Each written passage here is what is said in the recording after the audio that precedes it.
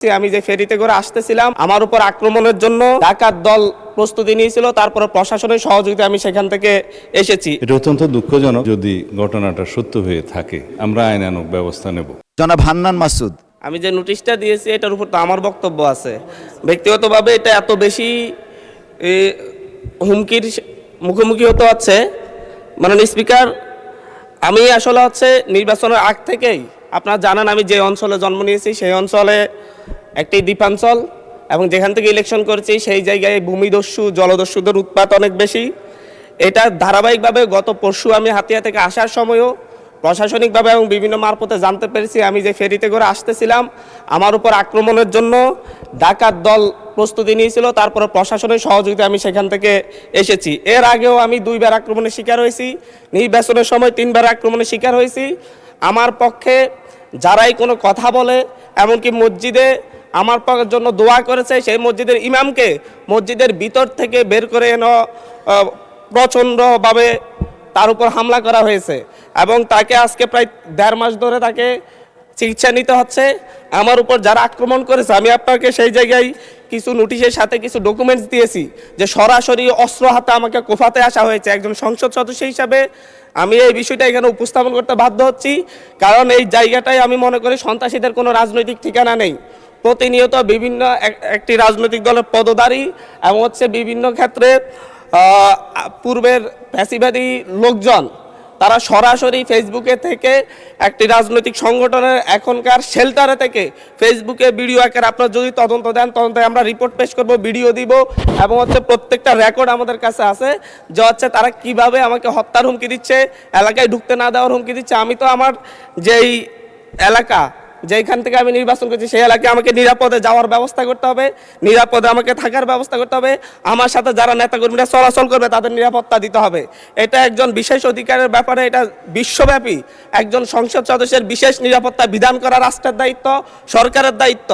অথচ আমার উপর সরাসরি ভিডিওতে এবং সংবাদ মাধ্যমে প্রকাশিত সরাসরি অস্ত্র হাতে আমাকে কোপাতে আসা ব্যক্তিও এখন যখন আবার আমার নেতাকর্মীদেরকে হুমকি দিচ্ছে, তাহলে তো আমি অবশ্যই নিরাপত্তাহীনতায় ভুগবো।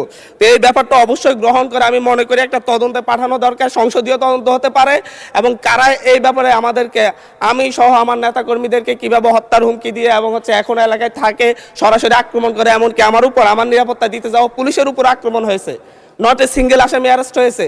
ভোটের দিনে আমার উপর আমার গাড়ি বড় হামলা করে, আমার গাড়িতে 6টা কুপির দাগ এখনো আছে, এখনো তারা এলাকায় ঘুরে বেড়াচ্ছে। বিটিভির সাংবাদিককে কুপিয়েছে, এখনো এলাকায় ঘুরে বেড়াচ্ছে। এই প্রত্যেকটা আসামির ক্ষেত্রে দেখা যাচ্ছে তৎকালীন ইউনিয়ন বিএনপির সভাপতিকে হত্যা করেছে, ইউনিয়ন বিএনপি সদস্যকে হত্যা করেছে। এই ধরনের হত্যা মামলার আসামিরা, এই ধরনের হত্যা মামলা, আমি আমার বিশেষ নিরাপত্তার বিধিতে কথা বলতেছি, আপনাদের উপরে হামলা হতে পারে এইভাবে না। মাননীয় স্পিকার, এটা একেবারে মাননীয় সদস্য, আমি আমার নিরাপত্তার কথা বলছি, আমি কনসার্ন জানাচ্ছি, এবং আমার উপর যদি পরের বার আক্রমণ হয় সেটাকে ট্রেজারি বেঞ্চ থেকে দায়িত্ব নিবে কিনা এটা তাহলে বলুক যে আমরা দায়িত্ব নিব, আমরা সরকারের দায়িত্ব আছে, পরেরবার যদি আপনার উপর আক্রমণ হয় আমরা দায়িত্ব নিব। আমি বসে যাচ্ছি, আর নয় বলতে হবে যে যারা এই সন্ত্রাসী কার্যক্রম করে তাদেরকে আইনের আওতায় আনবো আমরা। মাননীয় সদস্য, এখন একটু শুনেন। এটা আমার হাহাকারও বলতে পারেন, কারণ আমি মামলা দিয়ে জিডি করে এখন পর্যন্ত মাননীয় সদস্য অধিকার পাচ্ছি না, যার কারণে আমাকে সংসদে বলতে হচ্ছে। একটু শুনুন দয়া করে। আপনার নোটিশটা পেয়েছি, এবং আপনি বসেন দয়া করে, অসুবিধা নেই। আপনার নোটিশটা পেয়েছি, যথাযথ নিয়মে নোটিশটা আমরা ডিসপোজড অফ করেছি। আমি চেয়েছিলাম মাননীয় স্বরাষ্ট্রমন্ত্রীর উপস্থিতিতে এটা করার জন্য, স্বরাষ্ট্রমন্ত্রী যেহেতু নেই, যে কারণে নোটিশটা নিষ্পত্তি করেছি। ওকে, উনি যেহেতু এসছেন, বোধহয় মাত্র ঢুকেছেন, আমিও খেয়াল করিনি, হয়তো 1 মিনিট সময় দিলে উনি নোটিশটা সম্পর্কে বুঝতে পারবেন। Let us give him time to consume the notice. মাননীয় স্বরাষ্ট্রমন্ত্রী, আমি আবার একটু রিপিট করছি,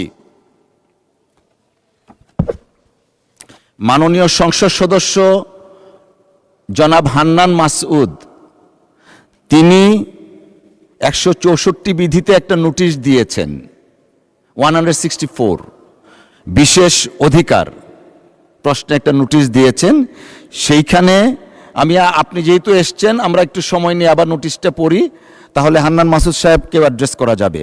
উনার নোটিশের বক্তব্য হচ্ছে, বাংলাদেশ জাতীয় সংসদের একজন সদস্য হিসাবে আমার জান, মাল, সম্মান এবং মর্যাদা রক্ষা করা মহান জাতীয় সংসদের দায়িত্ব বলে আমি মনে করি।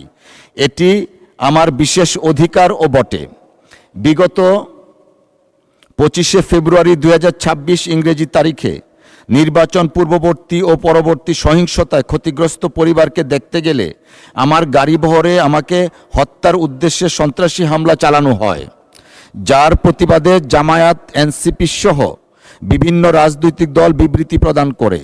এছাড়াও 29শে মার্চ 2026 তারিখে মহান সংসদে বক্তব্যের প্রেক্ষিতে আমার বিরুদ্ধে অত্যন্ত অশালীন, মানহানিকর, নিন্দনীয় গর্হিত স্লোগান ও বক্তব্য দেয়া হয়, যা আমার বাক স্বাধীনতা হরণের শামিল বলে আমি মনে করি। অনলাইনে বারবার আমাকে হত্যার হুমকি দেয়া হচ্ছে। এটা হলো ওনার নোটিশ।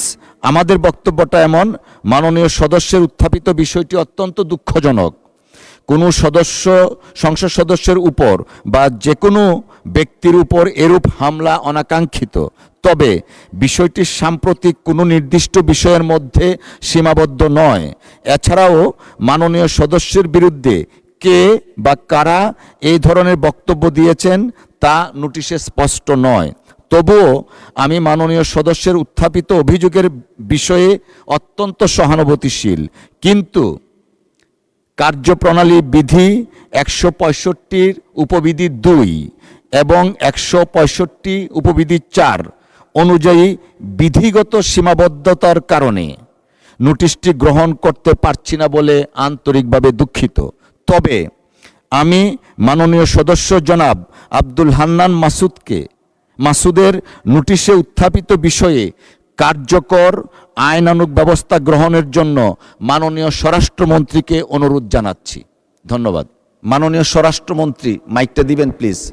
মাননীয় স্পিকার, আপনাকে ধন্যবাদ। মাননীয় সদস্য যথাযথভাবে বিধি মোতাবেক তার নোটিশটি প্রদান করেছেন বলে আমার বিশ্বাস, এবং বিধি মোতাবেক আপনি সেটা নিষ্পত্তি করেছেন, আপনার সিদ্ধান্ত জানিয়েছেন। এরপরেও তার নোটিশটি আপনি দ্বিতীয়বারের মতো আবার পড়ে শুনিয়েছেন, আপনাকে অসংখ্য ধন্যবাদ। এবং মাননীয় সদস্য, আমি তখন আমার সংসদ রুমেই ছিলাম, উনি যখন স্টার্ট করেছেন আমি শুনেছি কিছু, বাকিটা এখানে এসে শুনলাম। এটা অত্যন্ত দুঃখজনক যদি ঘটনাটা সত্য হয়ে থাকে।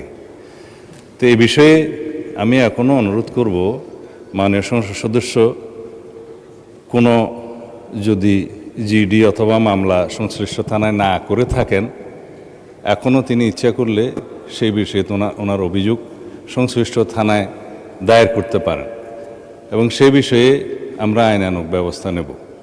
আর বিশেষ অধিকার প্রশ্ন উত্থাপনের বিষয়টি যেহেতু আপনি নিষ্পত্তি করে দিয়েছেন, এর বাইরে এই মুহূর্তে আমার তেমন কিছু বলার নেই। তবে আমি আশ্বস্ত করতে চাই, শুধু মাননীয় সংসদ সদস্য যিনি উত্থাপন করেছেন তার বিষয়ে নয়, যে কোনো মাননীয় সংসদ সদস্য এই হাউজের যদি সেই রকম কোনো পরিস্থিতির শিকার হন, তাহলে যেন বিষয়টি স্বরাষ্ট্র মন্ত্রণালয়ের নজরে তাৎক্ষণিকভাবে আনেন, অথবা নিকটস্থ থানায় সেই বিষয়ে অভিযোগ দাখিল করেন। আমরা আইনের শাসন প্রতিষ্ঠায় বদ্ধপরিকর। মাননীয় স্পিকার, আপনাকে ধন্যবাদ। ধন্যবাদ মাননীয় মন্ত্রী।